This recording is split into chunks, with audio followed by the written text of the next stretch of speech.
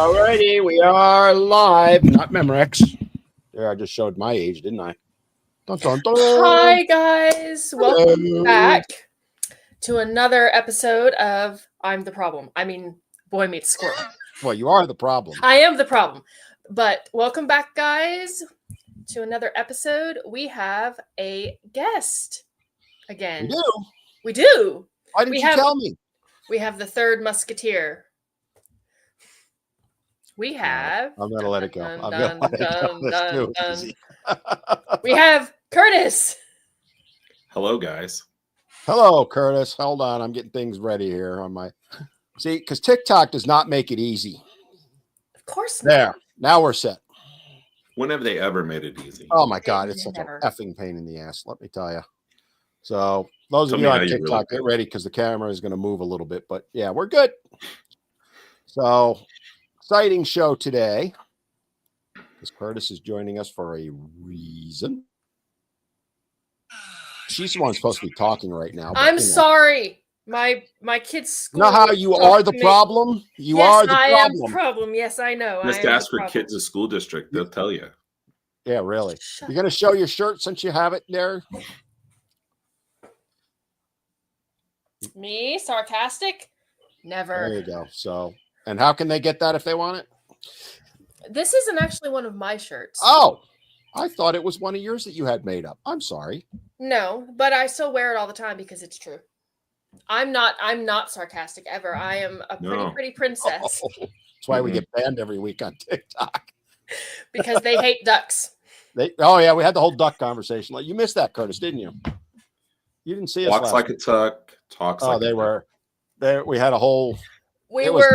We were talking about ducks. Let's talk about things ducks. Just got really quackers. And then we got reported. Yeah, we got reported for talking about ducks. The ASPCA must have had a problem with us. All right, so here we go. Everybody's syncing up. I'm seeing everybody join in. So I thought we'd have we don't like to do politics, but we kind of sort of have to from time to time, right? And occasionally. It's the nature of the game. It is, but I'm so over politics at this point, but unfortunately. Me too. Yeah. Oh my. You're not allowed to use that phrase on this channel. Oh, that's true.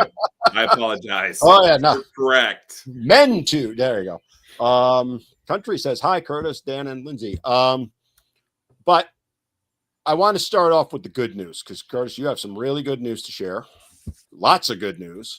So I'm going to give you the floor. So we should probably get the disappointing news out first. Okay, bad news first. Go ahead. It's not bad.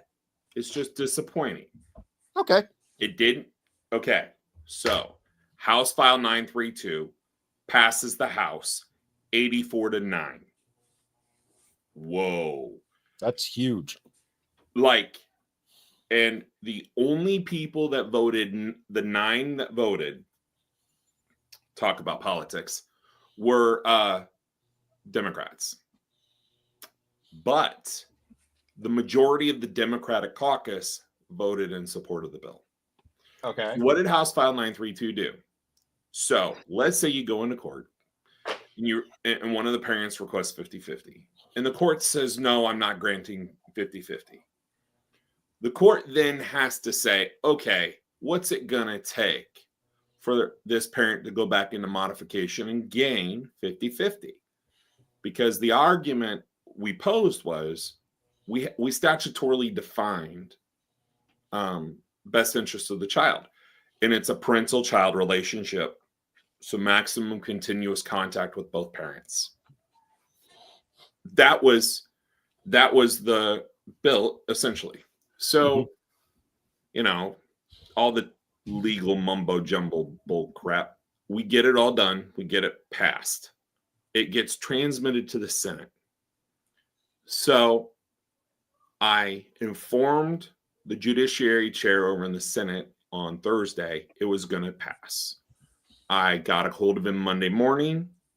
He put it on the agenda. They set it up for a subcommittee this morning at 10 a.m.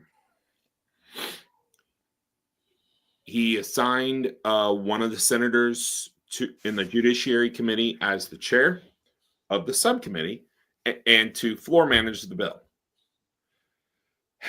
A couple hours later, he contacted the same senator and said, "Hey, I want you to kill a different bill." Senator says, "Okay." Contacts his clerk and says, "Hey, kill this bill." They killed the wrong bill. Oh, no. Then they had to go back and kill the correct bill. But procedurally, everything in order to be considered this session has to be through this week, through committee.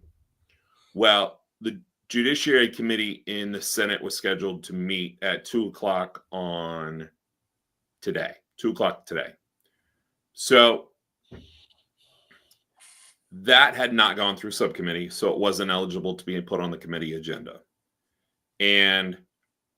But we had a little bit of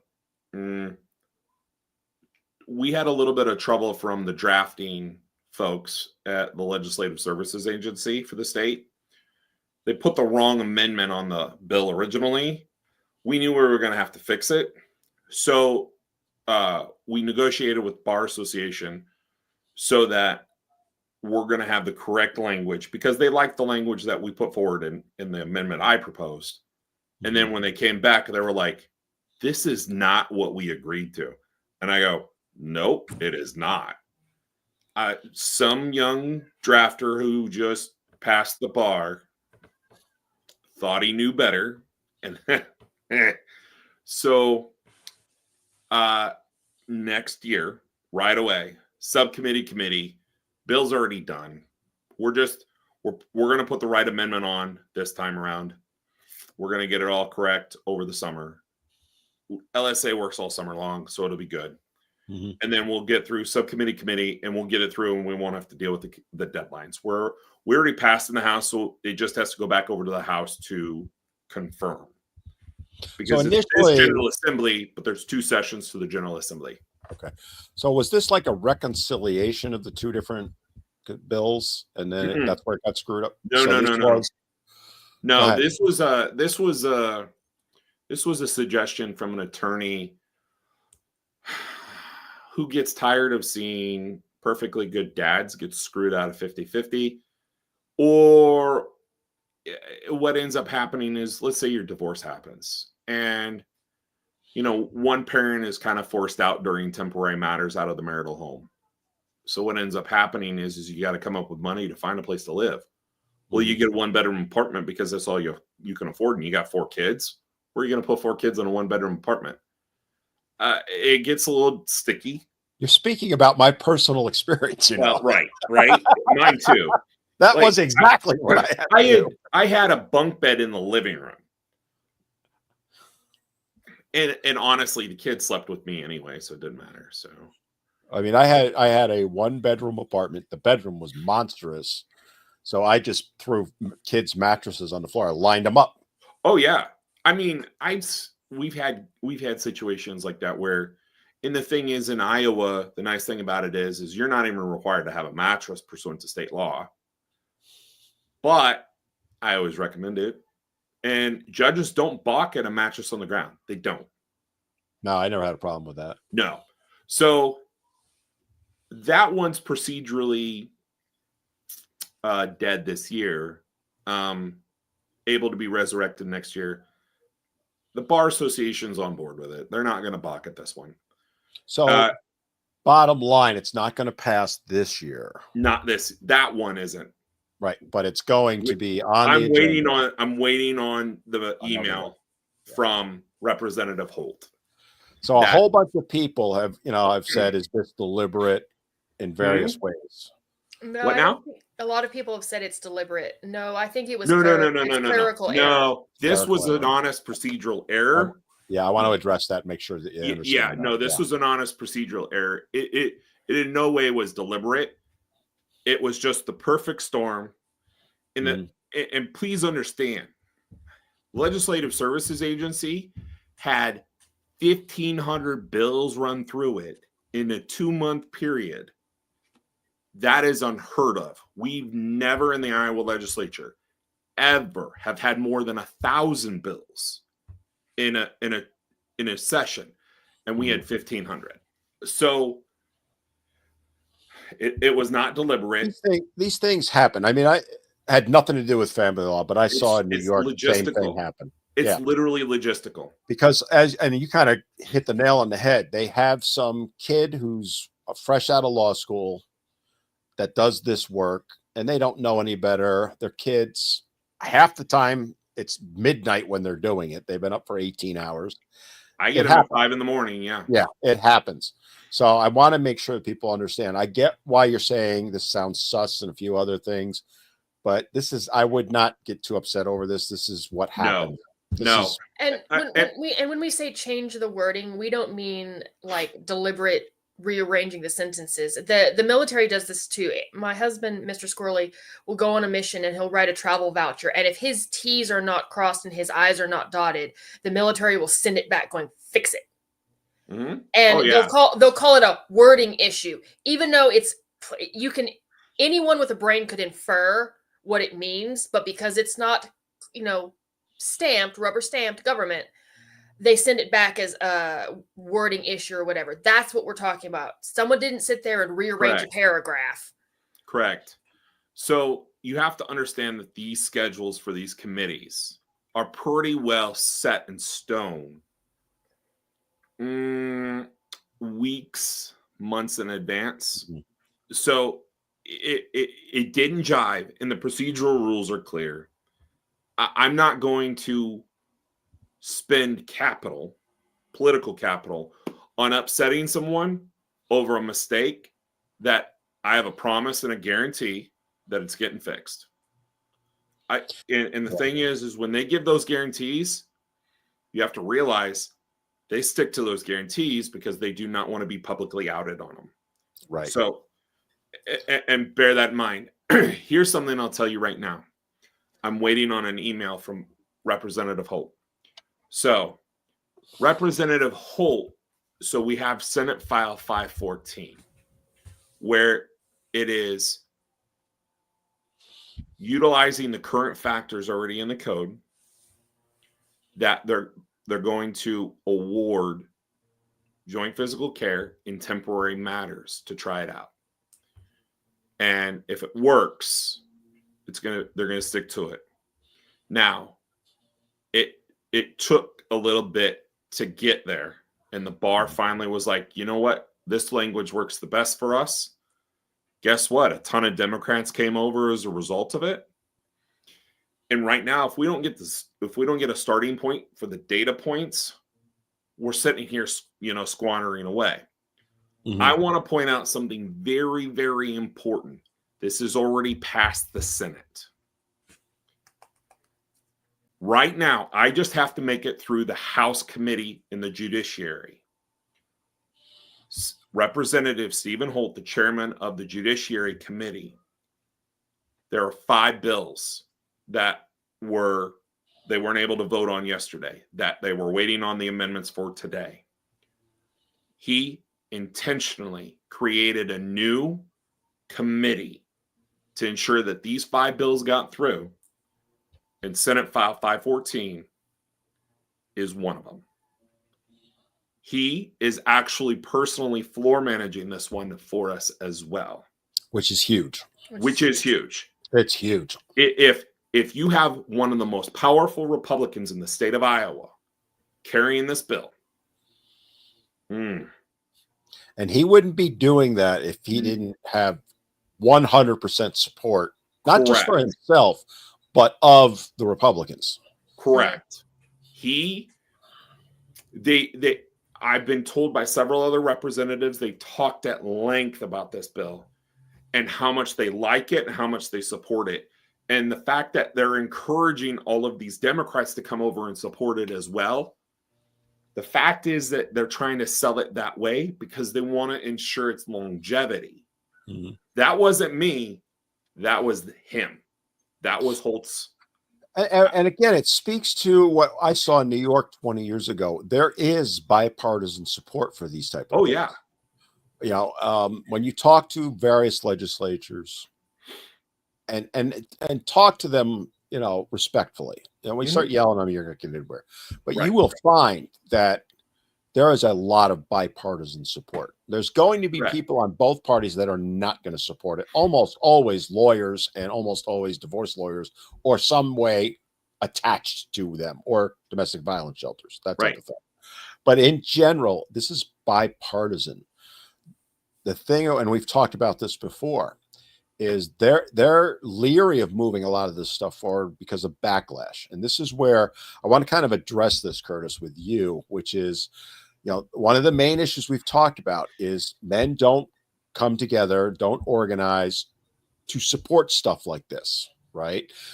So women's groups do, or they'll, whether they support or oppose, right? And I remember you sending me a picture when this was all up on the floor for either debate or vote. There was women's groups there, right?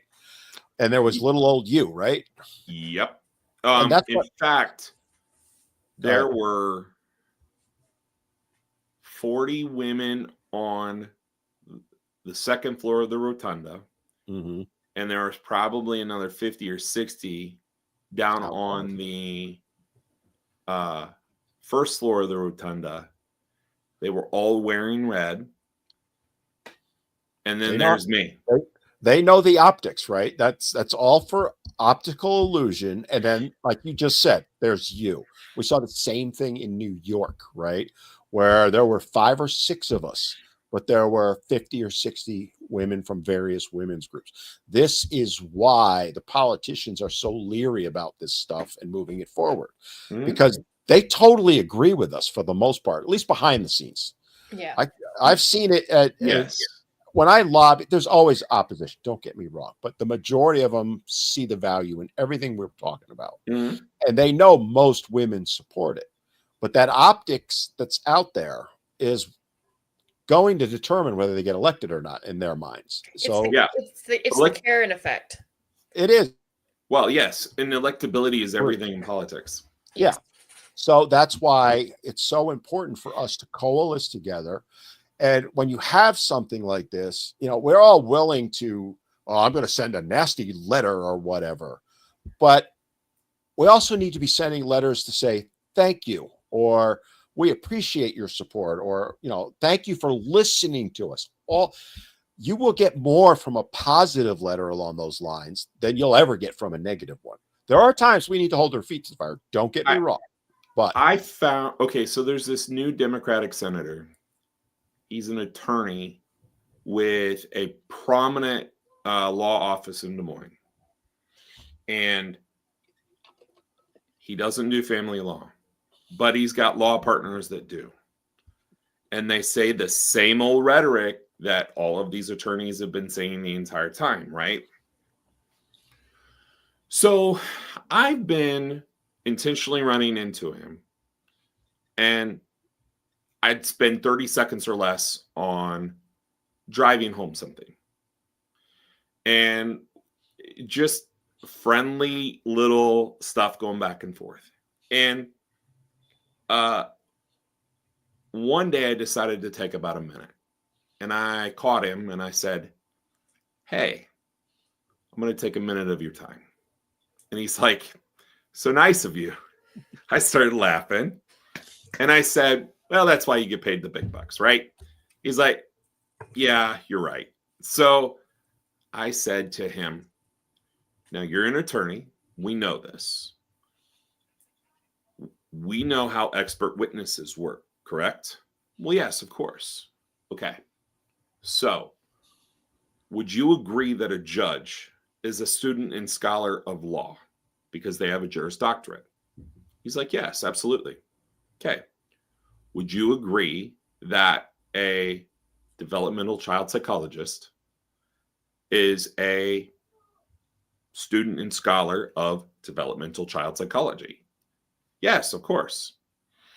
So why is it that you would buy into what judges and attorneys are saying when they have a Juris Doctorate, but not a developmental child psychology degree? And when I said that to him, and I said, we've got developmental child psychologists that tell us day in and day out that 50-50 is by far the best arrangement, bar none. In fact, got a news of a doctoral candidate for social work here in Iowa. The lady had done her dissertation on child abuse and parental alienation in child custody cases and the impacts and the effects. The conclusion was that 50-50 was the best arrangement so long as there wasn't a founded history of child abuse. Mm-hmm. Now, bear in mind, domestic violence did not factor into that. She noted that was not a factor. Best interest of the child, right? And that's, yeah, exactly. And understand you're giving one person, but that's been found time and time again for decades. Warren Farrell talks about it in various books. Michael Lamb 40 years ago. Richard Reeves has talked about it. The list is endless. This has been thoroughly researched. This is not here's one study that proves something. No, this is dozens and dozens, probably at this point, hundreds of studies. And we're not talking just men. We're talking about women too. Linda yes. Nielsen. Yes. Mm-hmm. And that's the point that I want the listeners to understand is this is how we bring about change, because the facts are on our side. Mm-hmm. It's our job not to scream and yell at legislators or say, well, they're never going to hear us or any of that. It's to get to them, meet with them, like Kurtis has been doing, present the facts to them and show them the data. It's going to move slowly, but it does keep moving forward. Kurtis is talking about it, right? I mean, you spent hundreds of hours this year on it, but you're getting things moving forward. And this is how we bring about change. It's not going to just happen like that, and it's not going to be perfect the first time. Right. 3 consistent years in a row being the head of the lobby in Iowa. What do? I mean, I could sit here and pound my head against the wall doing the same thing that all of my predecessors did. Or I do something different. And every single year I've changed it up. I've studied it extensively over the off season, found ways to enhance it. And this time I found a combination that struck gold. Mm-hmm. Like, now I know what is really important here. I know what's getting it all through. So. It really is a game. It really is. And you have to learn how to play the game, and you've got to play it in a way that's going to work for the politicians, like it or not. Because they're very transactional. 100%. And ultimately, the only transaction they care about is getting reelected for the majority of them, right? Mm-hmm. And that's where, like, I've been talking to some reps in North Carolina. I'm it. Like, now I have not talked, like, I'm talking the last 3 weeks. I said, have you heard from any guys this session? Because our session's running right now. Mm-hmm. I haven't heard a thing. Not a thing other than from me. One man can make a change. Kurtis is living proof of that. But it takes more than one. And that's where we've all got to start working together. These are, I've seen a couple people in the comments saying the same thing. And that's where, as we move things forward with like Reforging Families and other groups that are out there working together, coordinating our efforts, being positive too, by the way. It only takes one bad apple. And it happened in New York. It was actually 2 mm-hmm. bad apples. And they just tore the whole thing apart, right? In Iowa, midway through the 2024 session, I would say it really started to fall apart because of 2 bad apples. That's all it takes. Yeah. And I mean, we know that the 3 of us know the intimate details of that. We don't need to get into that. The reality is this is all relationship based. Yes. You have to build a rapport and get to know. I'll tell you this. I know a lobbyist who's a Democrat, and he works at the state level and at the national level. And because he is so committed to justice, he is able to work very, very well with Representative Holt, who's a staunch conservative. So that doesn't surprise me. I mean, I'll tell a story. So on the federal level, right? Mm-hmm. They're at war with each other publicly. Mm-hmm. I have some news for y'all folks. They're hanging out, going to dinner together behind the scenes. Oh yeah. They're buddies. They have poker games. They are, I mean, I've been in DC and seen them all hanging out together. It's all for show, right? To get things done, they have to work together. That doesn't mean they're besties. Don't get me wrong. No. Sometimes they don't. Sometimes, though, they become besties. But they don't hate each other like they want you to believe, right? That's them, both sides play into their base. And when you can understand that and then think in the same way yourself, right? So, and I want to give credit to you, Kurtis, here, is you started getting, you had the Republicans for the most part. I mean, there may have been some exceptions, but you started working with the Democrats because it is important that this become bipartisan, right? And we did the same in New York. You know, over time, basically we had every Republican, but in the early 2000s, the Democrats had roughly 2/3 of the legislature, much higher now. But we started working with them, right? And we got a bunch of them on board, and they are the ones that had the power, and they moved it forward for us. But they also started working with the Republicans. And Brian Miller was a low-level Republican at the time, assemblyman. He eventually became the head of the Republican Party in the assembly, right? Mm-hmm. You never know where you're building a relationship with someone that ultimately could be the one in power on either side of the aisle. And that's why what your point that, we have to be respectful, but we have to kind of treat them like human beings also is so important. We don't have to be best buddies with them. But when you meet with them and talk to them as just a guy talking to another guy or a guy talking to another girl, it can make all the difference in the world. I know I personally saw it, and I've made friends with some of them. And you never know when it's going to come down and you're going to be able to go, hey, this bill came forward. Will you help me out with it? Sure. And then they'll call 5 other people or 10 other. And next thing you know, it snowballs. Well, here's the interesting part. We just got done. What was it? It was just 2 weeks ago. Father X delivered big. Father X got multiple. We're talking thousands of emails from all over the U.S. He delivered. And then at the same time, we had Iowans for Freedom. They did a call to action. And they had 500 members of their base within Iowa going, hey, we want this bill forward. All of a sudden, all of these legislators are getting their mailboxes filled. I had 3 attorneys contact them all. All of a sudden, stuff started to come together. There you go. It was just being persistent, getting to know who you're talking to, appealing to what they have to say and their concerns, addressing their concerns. Because if you address their concerns, you can show that you're listening. And well, that's what they want. We have a really big problem of listening to respond, not listening to comprehend or understand. Correct. So if you can show them, I hear you.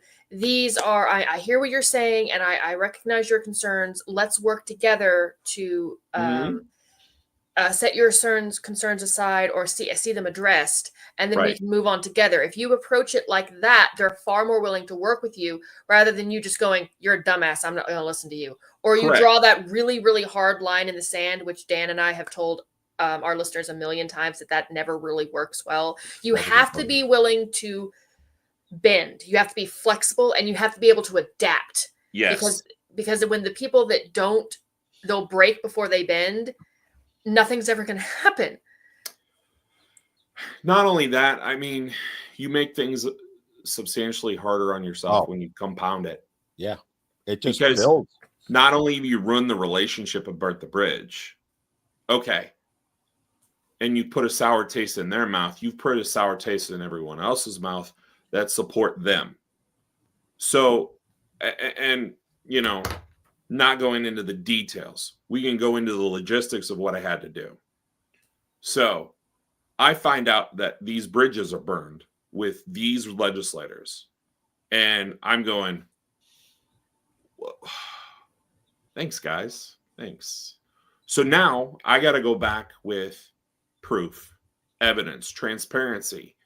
And if not for forming the nonprofit the way that we did and when we did, and then going forward and showcasing, hey, we didn't have any part of their affairs. Here's the evidence. Here's the proof. And then here's the proof that I had asked for this. You promised this. It didn't get delivered on. I'm a little upset about that, but I let it go. I'm just looking for another bite at the apple. Will you work with me, please? Mm-hmm. As soon as I demonstrated I was willing and I wasn't willing to keep score, I don't want to keep score. Why would you want to keep score on something like this? This is stupid. All of a sudden, it's like, wait a minute here. What are we doing? Like, it's funny to me, but by taking that new approach and let's just hit the ground running, let's just hit it with a new attitude. Let's wipe the slate clean. You guys weren't exactly harmless in this. I did my best to mitigate what I could. Will you meet me halfway? And being reasonable, guess what ended up happening? All of a sudden, all these legislators were like, yeah, let's do it. What the hell? We don't have anything to lose. And then all of a sudden, the Bar Association's like, hey, you know what? We really don't have an issue with this version. Really? And then then I'm approached by one of the lobbyists from the Bar Association, and they're like, hey, you know that bill that you guys declared on in support of? Well, we're having a little bit of trouble getting a hold of this one legislator, and we really need that legislator. Can you see what you can do? Yeah. All of a sudden, okay, now I've been collaborating with them on several other bills, and they're finding out that, wait a minute, his approach isn't like the other guys before. Mm. Oh, wait a minute. Here's something I'm going to tell you. What sold them straight up was when I gave an impassioned speech about moving parents away from the pain and the acrimony and towards healing. I said the opposite of love is not hate. It's indifference. And the quicker we can get it to indifference, the quicker we can build upon that foundation to rebuild the trust between the two parents to at least parent. Mm-hmm. Mm. And that hit them right in the feels because that's their main thing, right? We got to take care of the kids. That's all their best interest. That's all their focus was. They don't want to. The three lobbyists that I'm working with there for the Bar Association, do you think they want to waste $50,000 in legal fees on one side? They don't want to take your money any more than you want to give it to them. If you want to run the bill up, go right ahead. They'll take your money. They don't want to take your money. Yeah, David, they're going to do the work. They're going to put in the work. Yeah. But I mean, like a bunch of questions have come in and comments, but the thing that I really want people to understand is you can make a difference every bit as much as Kurtis has, right? Mm-hmm. Obviously more is better than one or two people, but it's putting in the effort. Some people have said, oh, they hate men. No, they don't hate men. All right. There are some that do. You're absolutely right. I can name two of them in New York. There's one of them happens to be the head of the assembly. Okay. There's indifference or neglect where you see men are suffering or another group is suffering and that suffering isn't being addressed. It's not because they hate them. It's because they either don't realize it's happening. So it's just neglect, but it's not purposeful, malicious neglect. Or it's indifference. The problem hasn't made itself relevant to them. So it might be the problem hasn't been it could affect them in the election down the road, right? This is true. If 80% of their constituents support something, You hear all the time right now, 80-20, right? You hear about the border, you hear about various things. Well, 80% of the people are on one side, 20 on the other. And, again, not to, who cares about the parties, but the Democrats are ending up on the 20 side for everything, and they're paying the price for it. It's the same mindset. When it comes to the issues that we're talking about, whether it's family law, educational issues, all of the, mental health with boys, all of that stuff, it is 80-20 in our favor. But the politicians hear more from the 20 by a mile than they do from the 80. Yeah. And here's an interesting thing. I would agree with Steve that when they show up in force, it's a big deal. Their theater is spot on. Chef's kiss to them for their abilities. Right. Absolutely. I hate doing it, but you have to give them credit. Here's the other thing that sometimes men can be their own worst enemy when it comes to self-sabotaging. Sometimes, I'd argue. Sometimes. But, okay, so they're nicer than we are. Well, here's the interesting part. If not for our age and like time to process the pain, I mean, we've even talked about this, like setting up what would be the parameters for the executive board, right? Getting on the executive board. And the reason for that is we want you to just eject the emotion out of this, because if you're still wrapped up in the raw deal or the raw feels, you're going about this the wrong damn way. You need to deal with your own issues before you come and try to fix this. And that's not knocking anyone for having the feels. That's just, it's not productive when it comes to this. I started lobbying in 95 when I was in the middle of my divorce and going to war and all that. And I was able to compartmentalize it better than most can, but I can't say I didn't make mistakes because of it. And that's where you have to be. We are, and we have to be smart about this, right? And we need to look for opportunities where we want to introduce our stories. We want to be emotional, but in the appropriate way, because that does have an effect. I tell guys all the time, everybody asks me, what can I do to help as far as, lobbying or whatever? Tell your story. Reach out to your local reps at every level, local, state, federal. Family law, for the most part, at state level, but go meet with them, right? They're in session now. So like in North Carolina, where I am, they're all in Raleigh, but in about a month, they're all going to be back in their districts. They're going to have plenty of time. Call up and say, hey, I would love to come sit down and talk with you about some issues and just kind of give you my perspective and share my story. They're not going to tell you no, with very rare exception. No, and here's something else. That paperwork they file with the Secretary of State to run for office with the signatures? 99% of the time, their own cell phones are on it. So their cell phone numbers are on it, and those papers are publicly available. Go get them. Get their cell phone number. I'm fortunate that I have several that have given me their cells. Right. And I look at this also. I just saw, I think it was Houston Duck. He was talking about reducing the financial incentive. And I get that component of it. It is a part of it. It is. I look at it slightly differently than probably most males. I mean, I would rather up the judge's pay so that they don't have to rely on the financial fallback of the family courts. Oh, 100%. And honestly, in Iowa, that's the big thing we've been doing, right? That I've aligned with the bar on. We need to increase judges' pay. So there's this thing called the Kansas plan, where you're gonna get the district court judges to within 75% of the federal bench within 4 years. So that's somewhere over 200 a year. Yeah. But right now they're at 160. Okay, let's say you're a successful attorney, 300 to 500 an hour, and you're in Iowa somewhere. Guess what? You're going to take home somewhere between $250,000 and $500,000 a year.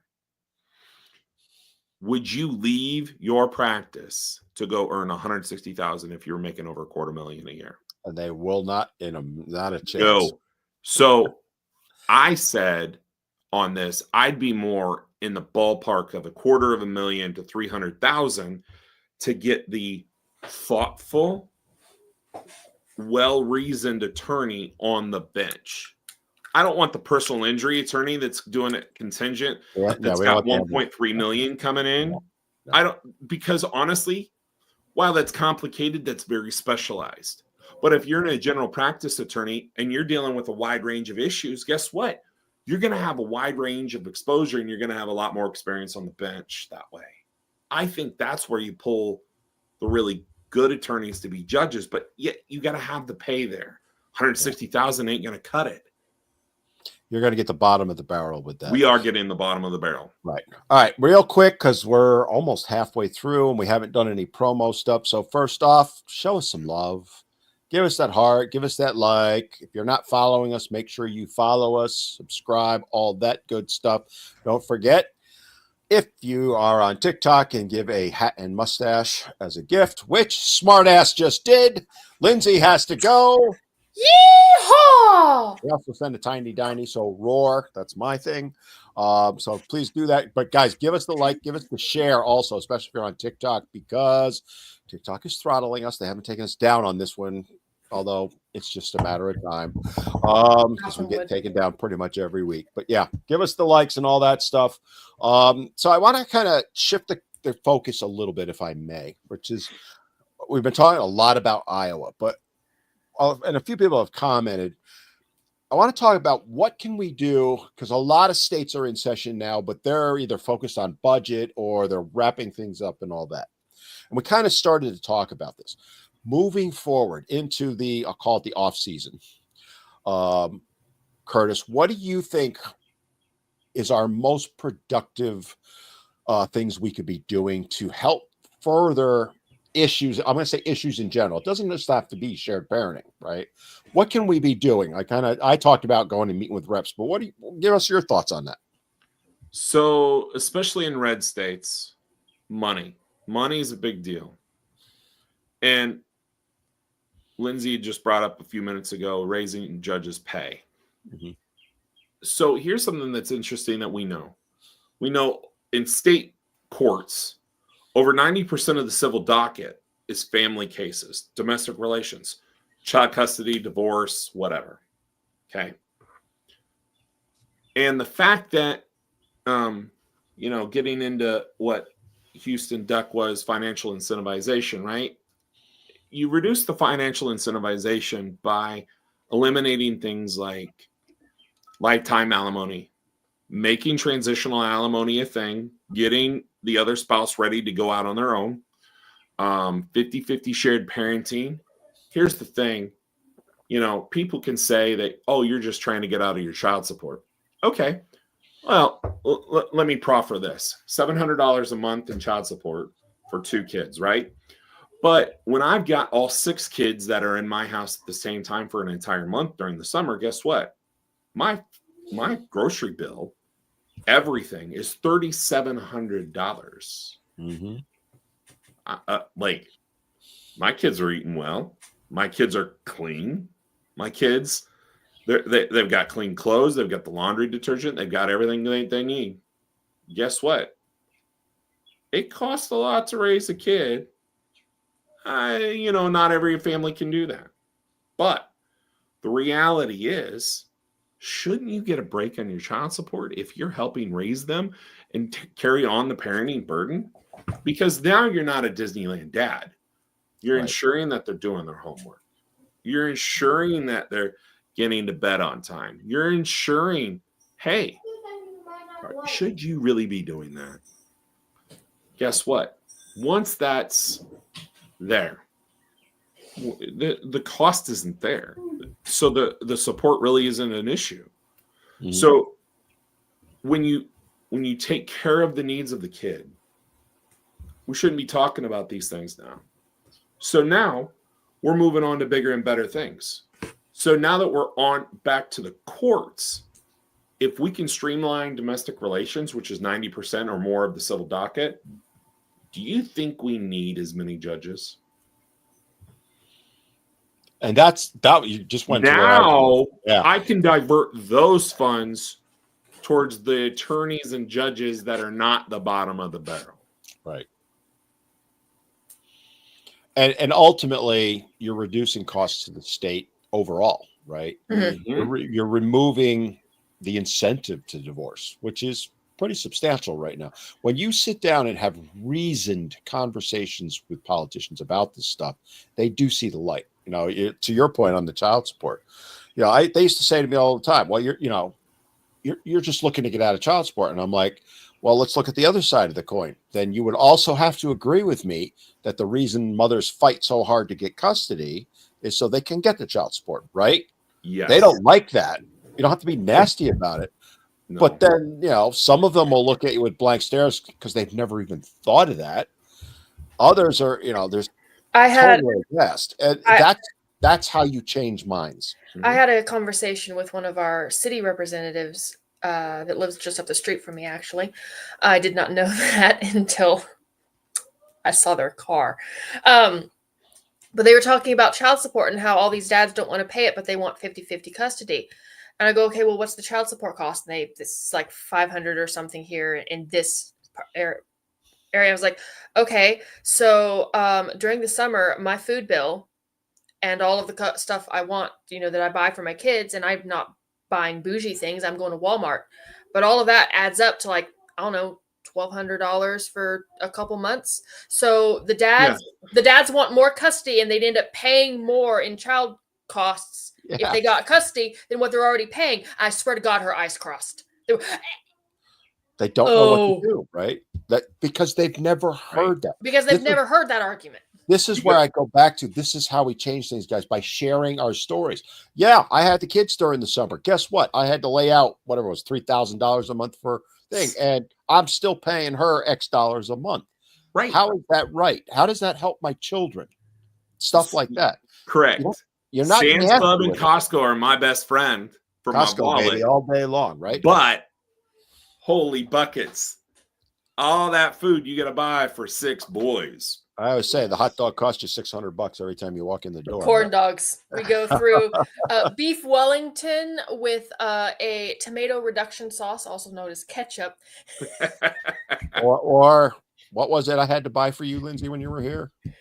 That pot pie thing. Oh yeah, the Costco pot pie, which could feed an army. But anyway, again, guys, this is you have a unique opportunity coming up, and we can all work together on this stuff, right? Is go meet with your local reps, meet with your federal reps, right? Every congressman or woman has an office in your town, cities, something in the district, I'll call it. Go meet with them. Just say, hey, I'd like to meet with you for an hour. You may not get the actual rep. You may get an aide. And I've said this a million times before. I get more with the aides than I ever do with the reps. The aides, especially if you get their main guy, right? Their chief of staff. You get that chief of staff on board, trust me, the rep's going to follow. I mean, they're led by the nose sometimes. And that's where you go and meet with them. Share your story. Talk about the things Kurtis and Lindsay just talked about. Here's why I'm struggling. It's not that I don't want to pay child support, but is it fair that she's making me spend $100,000 in legal fees to be able to see my kids because she wants to collect the child support from me? And again, you don't have to be nasty, but you relay these things. That's how you educate them. And then ultimately, that's how we're going to get change. Right. Until we start doing that, because, oh, by the way, that's what the women's groups have been doing for 50 years. This is not rocket science. They just come at it from a different angle. They go find their one study that counters our 15, and they just pound it. Or they put on pretty little red dresses. What is that, from The Handmaid's Tale, probably? Probably. And show up because they put the word out. They get 60 people to show up. We put the word out. I wish I could have flown to Iowa to stand with Kurtis and worn blue just because. I would have too, but that's how we bring about change. And we are not doing that. That's the problem. And that's where I want to kind of talk a little bit about reforging family and our goals with that, since we have Kurtis on, right? So one of the goals that we have with that is to work together, to build coalitions. It's to teach guys how to effectively lobby. And when I say guys, I also mean women, because I know it was in the comments earlier. We need the women on our side. The women are on our side. The fact of the matter is, and Kurtis, I'm sure they do more work than the guys do. If you give them a task, there it is. Get the hell out of the way. Just let them do it. Right. But just assign the task. I don't need to micromanage anything. If they have questions, they're going to ask. You also have to be willing to let us do the work. Right now, I'm having a lot of problem in my local area, not in the state level, but my local area. There's a men's group that started up here, and they're willing to listen to me, to hear me speak. They're not willing to listen to any of my suggestions. They won't let me help. So I've stepped away and said, okay, I'm not going to waste my time if you're not going to listen to me. And now I have one of them coming. So wait, come back. What were you saying? Mm-hmm. I was like, look, you need to, because what they're doing, and my suggestion with them is that they're alienating the women. They're making women out to be the enemy. And that is not going to get you the progress that you need to. And it's like, look, you're willing to listen to me, right? And they're like, yeah. And I'm like, last I checked, I'm female. So why are you willing to listen to me, but not all of these other women?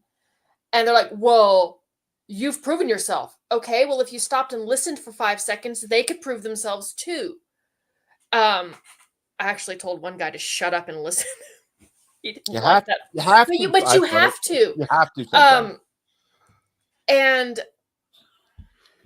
you have to be a lot of guys have an issue with thinking that women are the enemy, and women have the same problem. Well, all men are the enemy, except for these guys that I've vetted. But you vetted them. So what's preventing you from vetting all of these other guys? Mm-hmm. Well, I just know. Can you read minds? And then you have to keep at it. You have to keep chipping away at their perceptions. And sometimes some of them are just a loss, like with this group that I was trying to work with. I stepped away from them because they're not willing to listen to me, and they're trying to make women out to be the enemy, except I'm the one exception. And I was like, I don't want to be the one exception, because that makes me a real pick me, and not in the way that I want to be a pick me. I could see that. Oh, absolutely. Yeah. But I mean, to your point, though, Lindsay, this is what we're talking about, right? Is we are so short-staffed, to use a term. We can't be turning any potential allies away, especially women, because I will tell you, when I was with Fathers and Families in New York, it was 90% men, but that 10% women did 10 times the work the men did. I mean, you ain't seen nothing till you've seen a grandmother who isn't allowed to see her grandchildren, or a second wife who's got to write the check, because she handles the bills to the ex, but it's still trying to figure out how she's going to feed the kids when they're with them. They are so powerful, and to be blunt, politicians listen to them because they're women. I hate to say it that way, but they will. With great power comes great responsibility. But to turn them away is a fatal mistake. And yet, I'm generalizing here, but in general, men's groups have done that. Yeah. And we should be welcoming all of them in. And understand, again, I'm going to go back to it. 80% of the population, that's male and female, supports us. Why are we turning away anyone? Like, if I were in that group and Lindsay came in and they started turning her away, I'd lose my shit. I would. Well, and the thing is Dan, you and I have seen it play over and over and over. Even in recent, the last 2 years, you and I have been like, why are they doing this? And here's what we'll go to the one issue I'm having right now with a male here in Iowa. It doesn't matter what I say. It doesn't matter what I do. The guy thinks I'm a complete idiot. He acts like I'm the dumbest guy that he's ever met. But yet, I can draft a motion and I can show him everywhere in the law how I'm correct and how his attorney's just a damn idiot. And then, mind you, has the audacity to tell me, oh, I didn't ask you your opinion, after he just asked for a goddamn opinion. Then he has the audacity to also then tell me, I don't know what I'm talking about, and I will not subscribe to your approach. Yeah, listen here, puppy. Your approach has gotten nowhere in the last 20 years that you've been doing this. And I hate to tell you this now, but because you're an old dog who will not learn new tricks, guess what? You're stuck in the past and you're going to stay there until you unass your head. Those are the ones that have put us where we are. Oh, yeah. Yeah, I've been doing this 30 have that years. Same mentality all along. Yeah, I mean, I started in 1995. It's 30 years now. Mm-hmm. And near as I can tell, I'm the only one left from that old guard. And I had to walk away for years because dealing, and it's something you deal with all the time, it drains you. It's why there's a lot of groups that want me to partner with them. And I'm not going to do it because I can't afford to be pulled away from what the important work that I'm doing. And that's what they're looking for. Right. Well, and that was part of our negotiation, wasn't it? Because we all came to the table and we were like, look, I don't want drama. Nope. I don't want negative shit. And it never achieves anything to have it. No. Well, and this is the very thing that's destroying the families. Why would we want to perpetuate this? Can we throw this out? Yeah. It's, when we work together, different in the women's groups, at least from my observation. Women's groups tend to have their alphas and they take control. I call them the Rachels, the plastics from Mean Girls. Was it Rachel? Was the girl's name? Regina George. Regina, that's it. So they all have them and the women just fall in lockstep underneath that, right? Mm-hmm. The men's groups, everybody wants to be the alpha. Everybody wants to be. They know better than anyone else. It's like that guy you're dealing with, Kurtis, right? Mm-hmm. There can only be a few alphas or sigmas or whatever term you want to use. Right. Now, if you've been in the game for a while and you show sigmas are slightly different. Alpha is probably a more accurate description because sigmas don't care who's in power. Alphas I'm a sigma, right? I don't care who's the leader. My goal is to get the job done. If I have to step back and not be the leader, I'm 100% for it. Right. Tell me what you want done and let me go do it. I don't have to be in charge. I just want to make progress. I will only take charge if we're sitting around twiddling our thumbs, having a freaking committee over, well, how do you feel about that? I don't care how we feel about it. Let's just go. Or let's not sabotage a bill because it's not perfect. Or whatever. There's a host of examples. This is what we need to work on, guys, right? Is if you're out looking for a group to join, because guys ask me all the time, who should I want to join a group. Who should I go join? I can't tell you in your area who it is, right? I know the nationwide groups pretty well. I mean, there's one awesome group that I know of that's called Reforging Families that's going to be amazing. But those are national groups. And yes, we and they an organization, they there's tons of them. They won't do the political pull people through the mud. They don't argue child support. They don't get into the real controversial stuff. They say 50-50, and here's why. Yep. I don't find a problem with that. I mean, we're choosing to go a little bit further, but because we know where the deficits in the system are. I mean, the one I always throw out is Fathers for Justice. All right. In the early 2000s, 3 and 4, they did amazing work. I mean, they had guys were insane to do it, but climbing buildings in Batman costumes. They had the media on their side. They did everything right. And then they imploded. Right. Because they had a solid leadership, and then everybody decided they knew better than that leadership. Instead of sitting down, shutting up, saying, what do you need me to do? I'll follow. Nope, I got to be the alpha. And I watched it happen, right? It crushed me because I was helping them and working with them, but I had no intention of being a leader, didn't want to be, even though they were trying to make me one. But I watched other guys who just, no, we need to do this. And some of them were advocating violence, which is never going. No. And they ultimately blew that entire group apart, right? To the point that guys started getting arrested and all this stuff. And then the media turned on them and all that. They are the blueprint for what not to do. And I'm not faulting the leaders, by the way.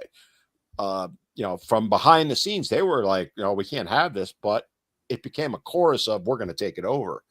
That's where you've got to be careful. And if you're looking for a group that's local or in your state or something like that, you want to look for a group that's talking the way Lindsay and Kurtis and I are talking, which is we're going to come together, we're going to work together, but we don't all need to be the alpha, right? You're going to naturally have your leaders and you should be following them, right. But don't sabotage your leaders, which is it's what I've seen the men's groups do so many times. And in a lot of cases, when people ask, well, who do you think want to be in charge? Like, okay, there's a difference between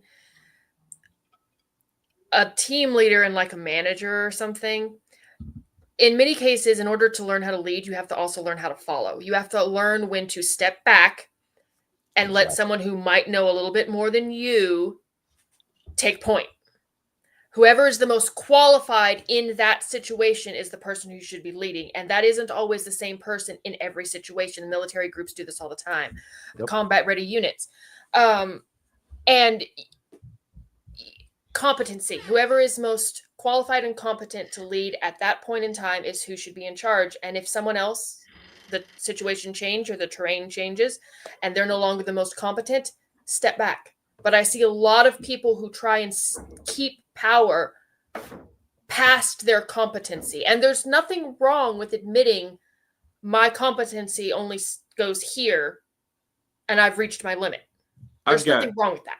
I've got several things to say about that, because you lead people, you manage equipment. You can't manage people. Secondly, what else I would say is when we talk about like a military mindset and doing those sorts of things, if there are smaller tasks that is going to require the group, even though I'm probably the most competent in the picture, guess what I'm going to do? I'm going to say, hey, specialist so-and-so, go do this. Mm-hmm. Go take Private Snuffy and his 3 compadres with you. Go get it done. And the reason I do that, they build experience. They build their leadership skills, because they're going to have to. Their old engine builders would say there's no replacement for displacement. The same is true when human nature is there's no replacement for experience. So that's the biggest thing that I look at. Give these young guys experience. And then guess what? I come back afterwards and I say, okay, so what'd you think? How was it? What'd you think about it? What would you do differently? And then, well, what about this? What happened with this?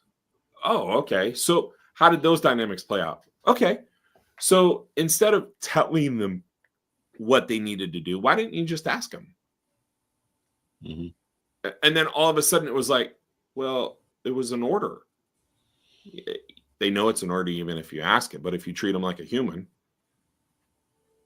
you treat them with a little bit of respect, they're going to show you respect. You catch more flies with honey than you do vinegar. Oh, absolutely. And have humility also, right? Yes. I inevitably get pushed into leadership roles in a lot of different things. And I'm not even talking about family stuff or family father's rights stuff, just in general. And it's because I don't push myself out there. I have a lot of humility. I don't need to be the leader.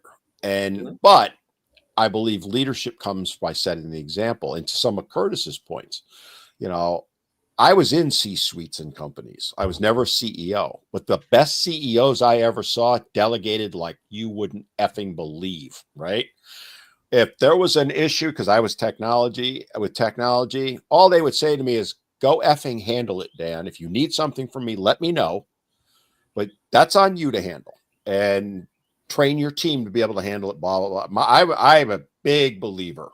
If you're running a team in whatever, you should have at least 2 replacements ready to go at all times. And if you don't, that's on you to train them up so they can. Right. Because let's say in technology, if I'm the only guy, I worked for a bank for a while, right? You had to reset the system every day, right? So that's why when you log into your account, sometimes you can't get the update until 5 a.m. There's somebody that has to generally do that. Well, if I'm the only guy that knows how to do that and I get run over by a bus, then what? right? So you better have at least two, maybe more. And the problem is that as men, and I think this applies more to us than women, and I'm generalizing, I know, but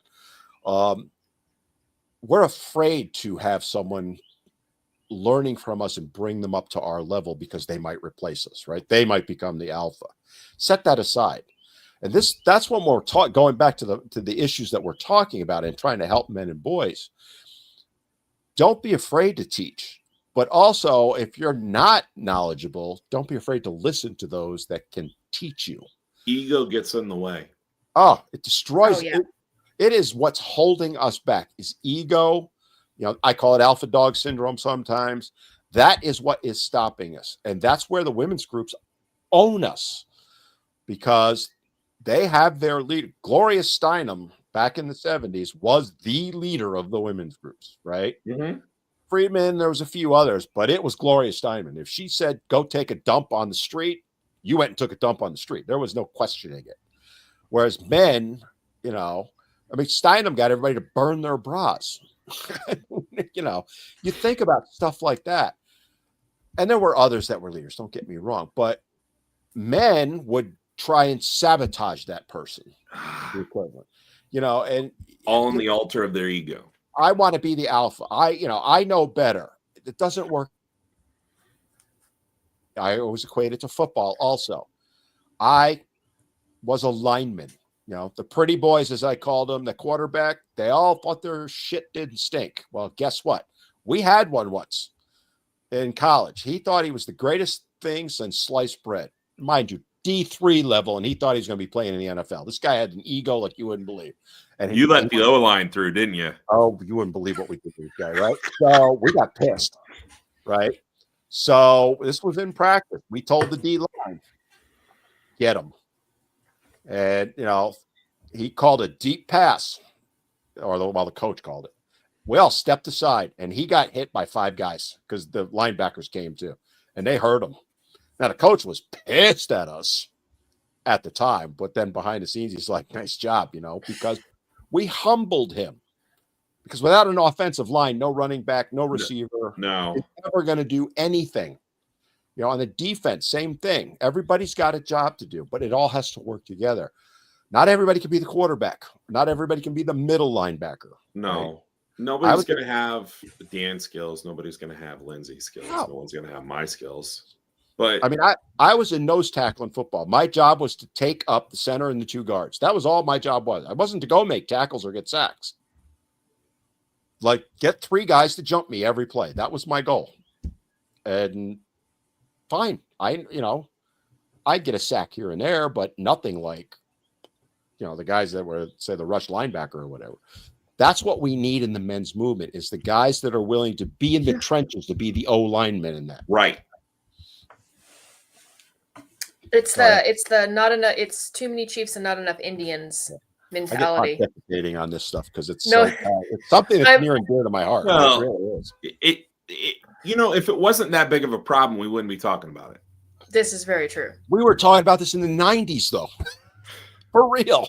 But it's 2025, and here we're still dealing with it. And we're still doing it. That's why I think the number one thing moving forward is we all need to coalesce. We all have our particular issues that we're passionate about. Some guys it's shared parenting. Some guys it's false allegations, domestic violence. Pick whatever issue. They're all important. All of them are.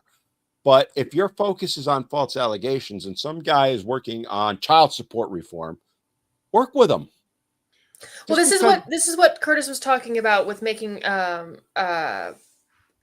nets and social networking with politicians. If the Iowa right now shared parenting is the closest to getting done, we all throw our weight into that. Guess what? When the other people that were helping us need our weight for their issue, we go and we throw all of our weight into there. You have to look at the board. It's not a zero-sum game. It's as long as many of us get across the line as possible, that's what we're aiming for. And if we have to, some of us have to fall back in order to get other people across the line. The goal is the achievement is the goal. Victory is the goal at any cost within reason. And if they're closer, Are you really going to sit there and plant your flag and go, I'm only doing this, but they're closer? No, you go help the person who's closest to the finish line. And guess what? When you need help being pulled over the finish line, they're going to be the first to throw you a rope. Yep. Especially when it comes to those calls to action. Because they're going to remember you helped them. Right. And it could be May, and I could be in Arkansas storm chasing, and a call to action goes out, I need help. Well, guess what? I'm pulling over on the side of the road, and I'm going to do what I need to do.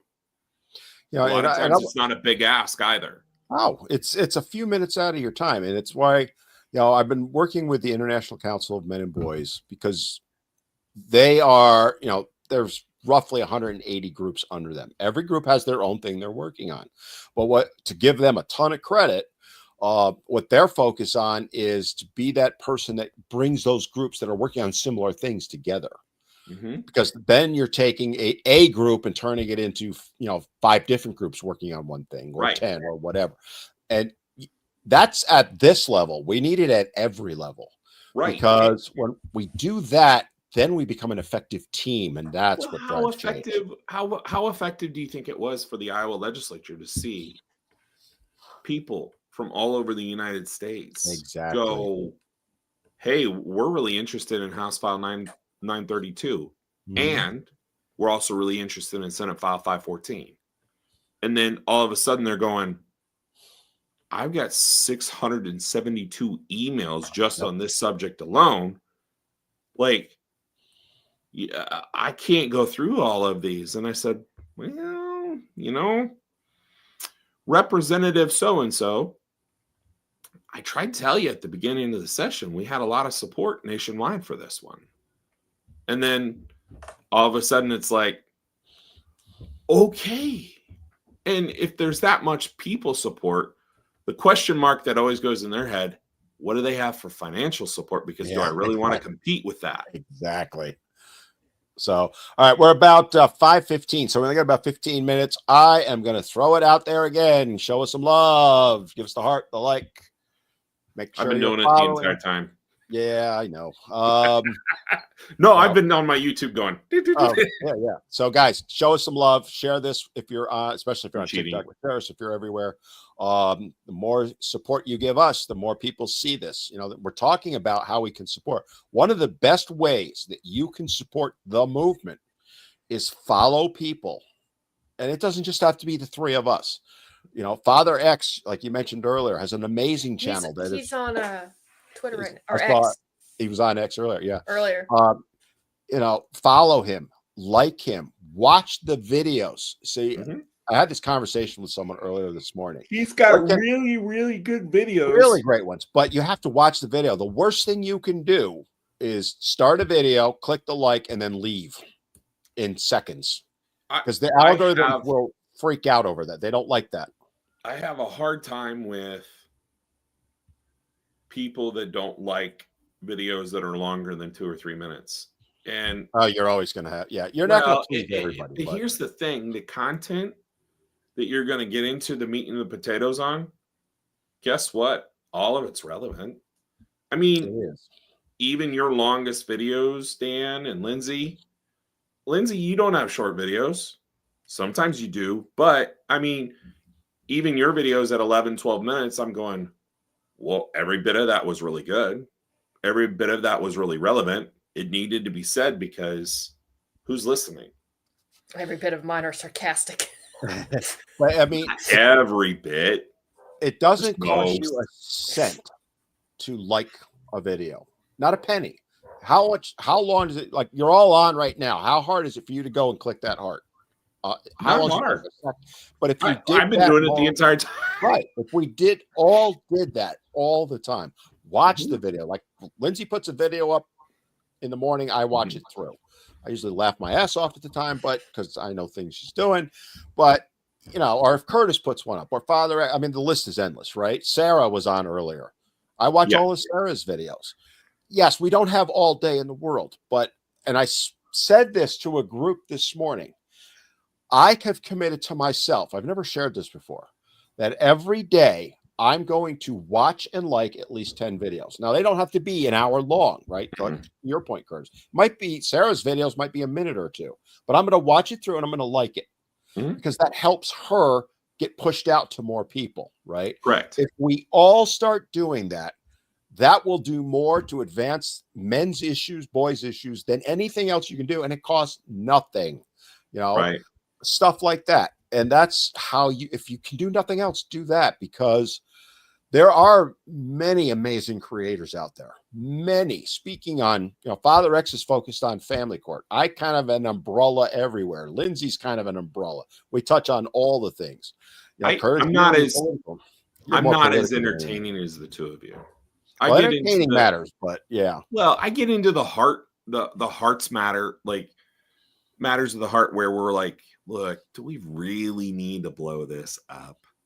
I mean, the two of you aren't, if you're getting divorced, do we really need to go here? Yeah. Like, let's focus on your communications. Do you need to really tell him he's an asshole? He already knows. How does that benefit anyway?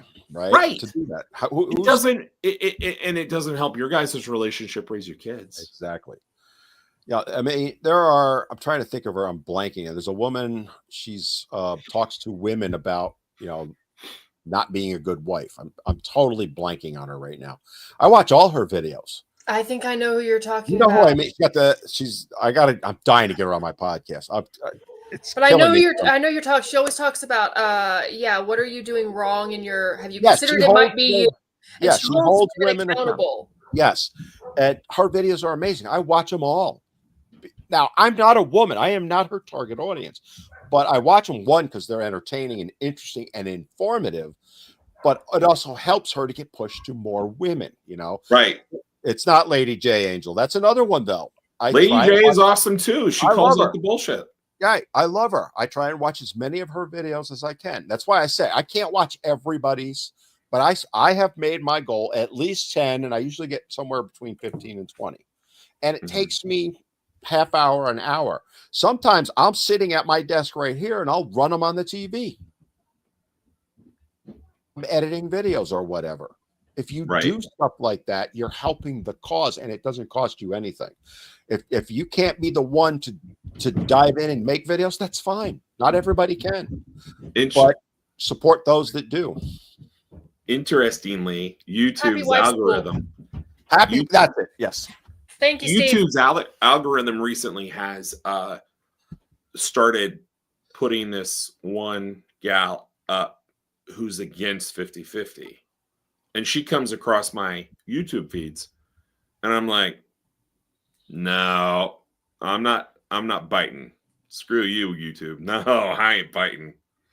But I'll tell you something though, Curtis. With somebody like that, I'll watch that video. I'll watch the video and then go down to the comments and make our side of the argument. You like to go after them, but I will watch it and go, okay, they talked about XYZ. I'm going to give the counterpoint. Now, I may not even mention their video, right? So, but sometimes I do. If I've got time, I will. But I mean, in the middle of right now, we're in the heat of like thick session. Like this week this is the second funnel week. It's big. It's bad. There's a lot. They still haven't had the Judiciary Committee today. And they're probably going to be there until 9 or 10 at night or later. And they've only got it's 5 bills.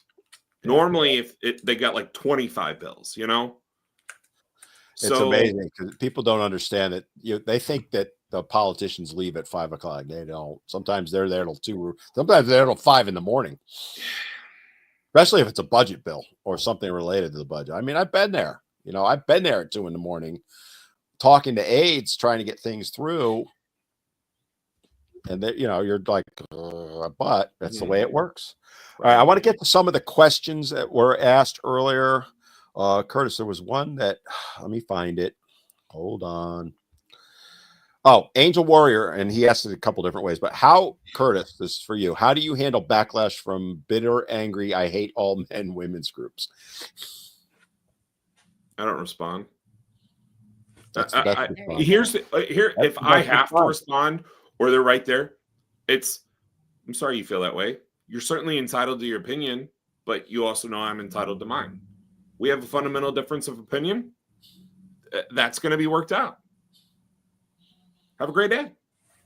I don't wish you any ill will. Like, I mean,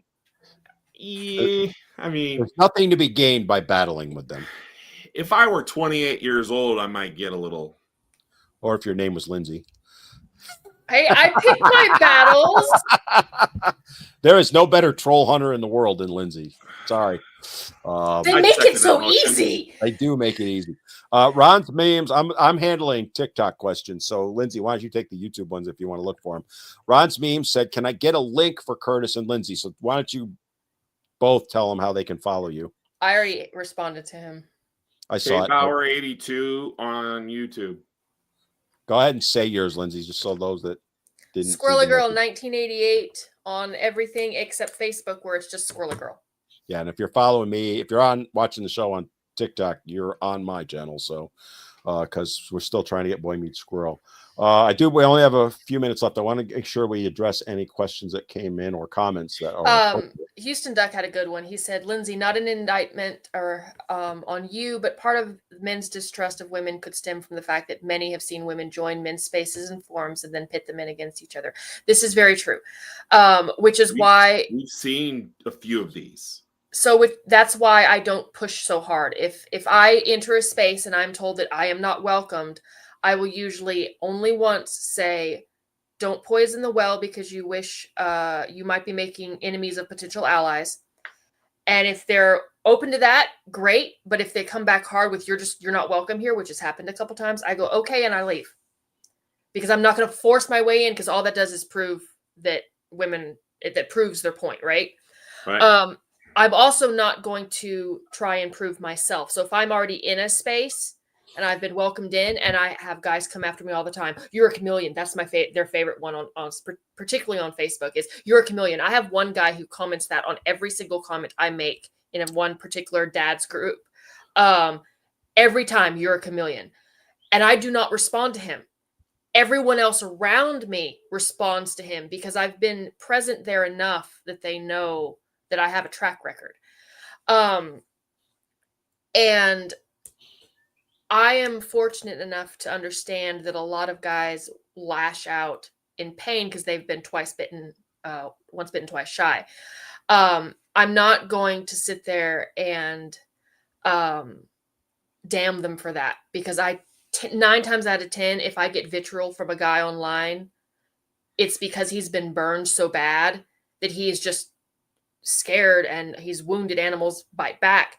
So I don't take it personally. And I caution women who want to get into male advocacy that if a guy pushes back at you, do not take it personally, because the chances of them reacting from a place of pain are high. Mm-hmm. Very good points. Houston, way back when, said to me, "Did you see Tommy Lahren gave credence to your warning to Republicans?" I did not. I saw that pop up earlier. So if you're on, Houston, put in your comments what was all about, because I'm completely unaware of it.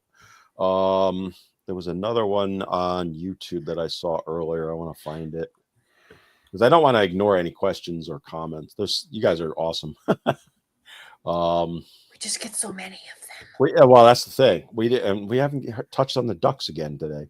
No, but they've been popping up with comments. I've seen them. What the duck? I mean, so Steve said I'm a Sigma too. I saw that earlier, Steve. Yeah, I mean, I'm trying to find it, so bear with me. Steve is saying all sorts of complimentary things to me. How nice. And Steve wanted to know about Tommy Lahren too. I mean, I don't follow Tommy Lahren, so I don't know. She's ignoring me now. Yeah. I'm just curious on that. I guess I can't find my question I was looking for. Oh, well. Angel wants to know from you, Kurtis, do you have any dedicated full-time haters? Angel Warrior. Do I? Okay. We all do. We all do. So, not even my ex-wife hates me anymore. The hard part about, I get more trouble as being the mayor of this little town than I do on social media trolling. And what ends up happening is I got this uncanny ability to just do the mic drop moment where you can't really break the logic. Mm-hmm. And it's like you continue to attack it, and all you're doing is perpetuating how right my argument is. Because I love this part about what I do. I never argue from a point of perfection or superiority. I acknowledge the fact that I'm human and I'm full of mistakes. So you're human. I'm human. Nobody's perfect. If I made a mistake, oh, well, I'm sorry. I'll own it. I'm going to make myself better. But when I find that when I argue from the point of superiority, like I used to in my 20s, yeah, it sets me up for failure. It's called maturity, right? When you get maturity in age and wisdom. Yeah. Although a lot of guys and some women never get out of that mode, and those are the ones that cause more problems for us as the speakers on behalf of men and boys than anything else. Yep. All right, so we got to wrap things up because we only have a couple of minutes. Steve just asked one final thing. Dan, am I crazy for thinking feminism has a fundamental flaw in that argues against basic biology and evolution? Modern, yes. Yes. Well, just general, yes. All right. So, Kurtis, I know you mentioned it earlier, but if people want to follow you, how can they do so? Well, you can find me at Kurtis with a K, Bower, Bower. I'm on Instagram. I'm on Facebook. And then KBauer82 at YouTube. Yes, you're crazy, Steve, but not about that. I must be missing some good Just stuff. cut him right off, Lindsay. I waited for him to pause. All right, and everybody should go follow Kurtis because he does have some amazing stuff that he's posted, and he's going to be posting more. We filed an amicus brief back in September. Oral arguments happened on March 26th, and guess what? You could tell right away that the other side lost. They were in there yelling at the Chief Justice of the Supreme Court. Beautiful thing. Never goes well. So there's some good publicity. Yeah. But also, I'm going to have a video coming out about that. But I'm also going to have a video coming out about communication with the other parent. Because I'll look forward to that one. I think that your communication is key, and how you communicate, because I like how my kids witness me talking to my ex-wife. Mm-hmm. And I like how my kids witness me talking to their mother here. I like how they just go, hey, Dad got into an argument with Mom, and now Dad's apologizing. Because kids model the behavior they see. I was going to say, that's the best way you can teach your kids, right? Yep. All right, guys, we have to get close to wrapping things up. Show us some love one more time. Give us the like, the thumbs up, the hearts, all that stuff. We are here every Wednesday from 4 to 5:30 Eastern time live, or what is it, Central? 3 to 4:30. Thank you. And I should know that, right? Come and join us for we once. Live here, so it's common. Yeah. For once, we didn't get banned on TikTok, so there's a miracle. Knock on wood. So come back and join us next week. We will be having not over yet. Guests. Yeah, really, we got a minute left to watch it. We had it happen a couple of weeks ago. We've had it a few minutes times. Left. Make sure you follow us on Boy Meets Squirrel. Hit that subscribe. We're trying to get the word out, and the more you subscribe, the more you like and all that stuff, it helps us and helps the algorithm. You know the drill on all that. All right, we're going to go ahead and wrap it up. Amazing show. Thank you, Kurtis, for coming on. Stay tuned, guys. We're going to have more guests on. And I guess, Lindsay, I'm going to throw it to you to close it down. Bye, guys.